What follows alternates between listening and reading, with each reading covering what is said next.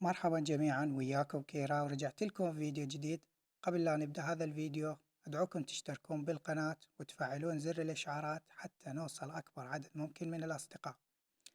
بهذا الفيديو راح أعلمكم شلون تفتحون الحظر عن نسخ واتساب الذهبي وواتساب الآيفون وبقية النسخ الأخرى.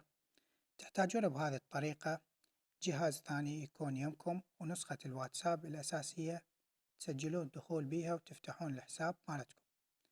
بعد ما نفتح الحساب نضغط على الثلاث نقاط بالأعلى من الواتساب الأساسي ونختار الأجهزة المرتبطة. بعد ما نختار الأجهزة المرتبطة نضغط على كلمة ربط جهاز ونختار إلقاء القفل بالبصمة. نفتح البصمة وراح تفتح الكاميرا الخاصة بالهاتف. نرجع لواتساب الآيفون نضغط المتابعة. بعدها نختار الثلاث نقاط اللي بالأعلى.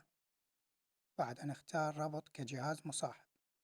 الآن بعد ما يظهر لنا هذا الباركود نصوره بالجهاز الثاني ونرجع مرة ثانية للواتساب الأساسي ونسوي تصوير للباركود.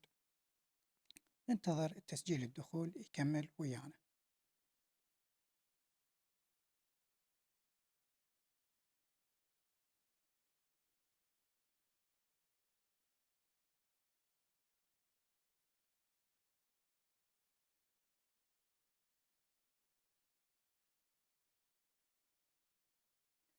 بعد ما يكمل قراءة للباركود راح تشوفون ظهر عندنا جهاز جديد بالأسفل.